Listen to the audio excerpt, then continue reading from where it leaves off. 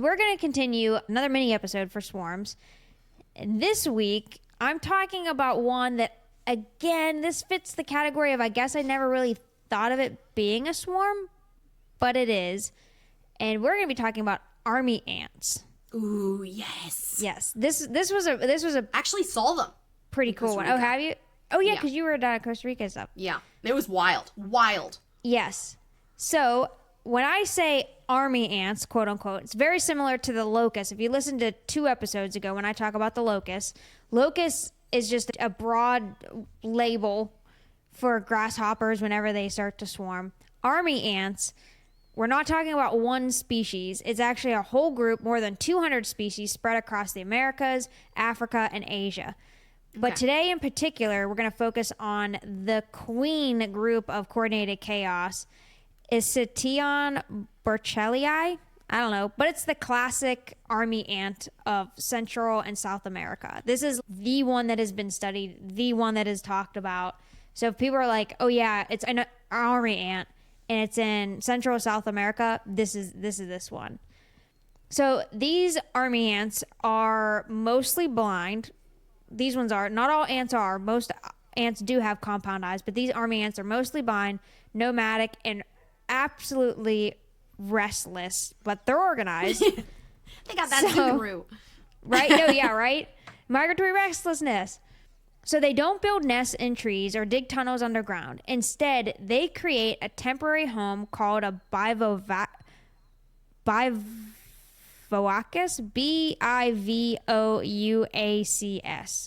Oh, well, I know what a bivouac is, like a camping Bivouac. thing. There we go. Wait. But then bivouacus? Bivouacus? I don't know. Anyway, these are temporary homes that are made entirely of themselves. That's so freaking cool. Right? Just Thousands of ants will lock their legs together. So again, opposite of the grasshopper locust that I talked about, where it's like, yeah, they like the touch for a little bit, and then they're like, get the heck Touched away out. from me. Yeah, and then they just... Ants, they lock their legs together to form literally a living, breathing fortress that protects the queen and the rest of the brood.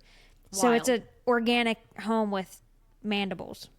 Can you imagine like finding that and just like touching it and it just like Right? Yes. So, and these ants don't just randomly swarm, because they do swarm, and I'll get to that in a second. They have a schedule. Like, they do it by a schedule. Because, again, remember, ants are very strategic, very methodical, like very efficient. Yeah, there's like no wasted. No, none at all. So army ants cycle between 2 phases. I can't do a thumbs up. A stationary phase, where the colony just chills in one spot while the queen lays the eggs, pupae develop, all that stuff. Then the second phase is the nomadic phase, and that's where things start to get crazy. During the nomadic phase, the colony moves every single night and does raids. They literally call it raids daily, covering new ground constantly and never raiding the same area twice. So Because they like eat everything there. Everything. So a single colony of ants can contain hundreds of thousands of individuals. Estimates can range from 200,000 to 600,000 ants just on average. But it's not the size that makes them terrifying per se, it's the tactics that they use. Again, I said raids. It's coordinated ant raids, which that alone just sounds terrifying. But think of it as like they sweep across the forest floor like a predatory blanket. They move, they fan in and out. Anything in their path that can't move fast enough is gone. Insects, gone. Spiders, gone.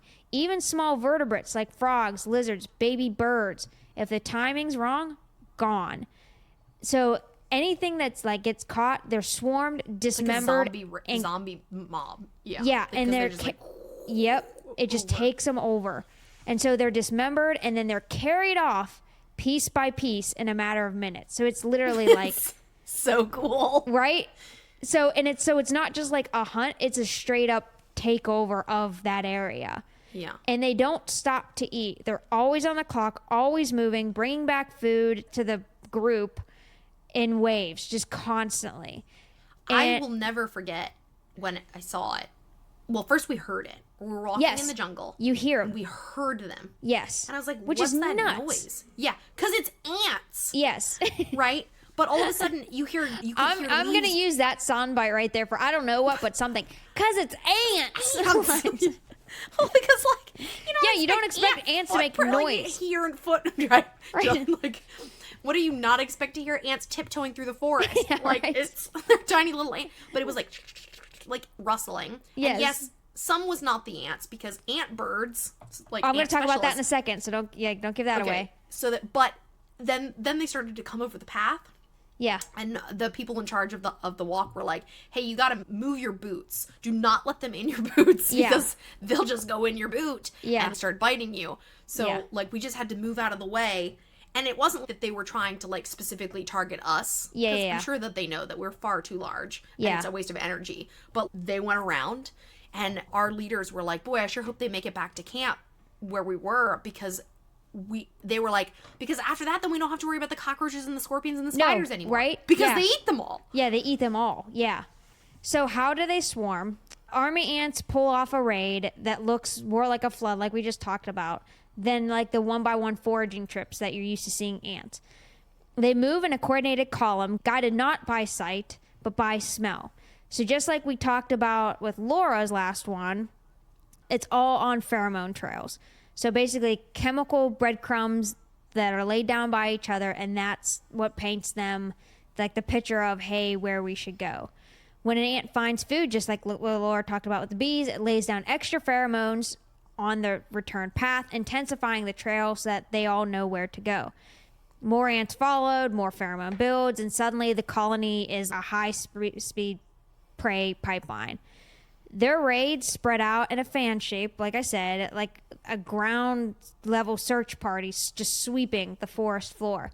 They surge through leaf litter, up trees, around roots, flushing out insects, spiders, and even small vertebrates. I just can't imagine how scary it would be to be something that size. Right? And like, seeing or, that. I mean, you are much larger. Let's say you're something like as large as like a mouse. A giant, or a frog, yeah. But you hear, and you know what's going to happen to you if you don't run. Right? In theory, right? Yes. Like, you're like, you've seen your friends being torn apart and dismembered. Like, dismembered. But by the tiniest little mouth parts. Right? Like a horrific death. So that is how they normally these army ants, this is the norm, all right? It's like the leaf they eat through, they lay down the pheromone trails, that's fine. If it's in its nomadic fade, it's just amplified. And so they never raid the same area twice. They will avoid places that have been raided by even other colonies of the same species.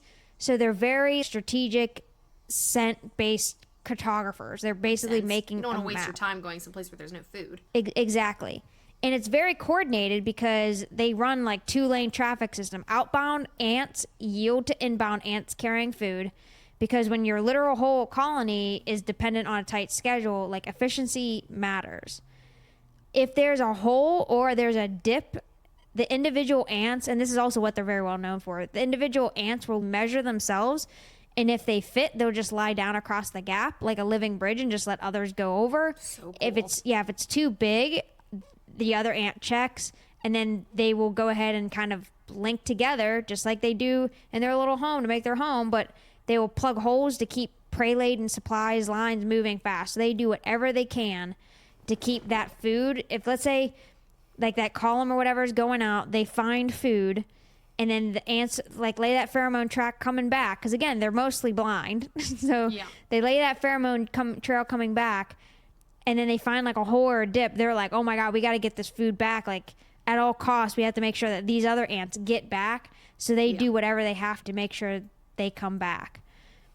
So here's the other really cool thing about them, and I can kind of end with this. So army ants just aren't good at hunting. They're better than, for the most part, everything else in the forest. Because again, it's not a stalking, it's a swarming. So they flush out and they capture prey that most predators never even notice. So there's plenty of insects. There's plenty of prey there. Tiny insects that hide in the soil, under leaves, inside bark. They sweep. They don't stalk, they sweep.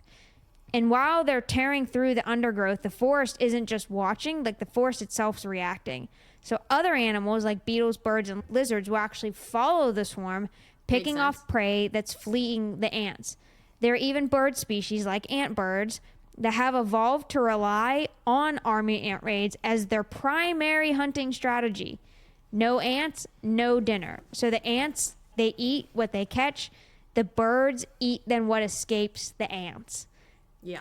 Which is just a full-blown like food chain on the move kind of thing. Smart evolution. Almost scary if you only depend on that, but... Yeah, right?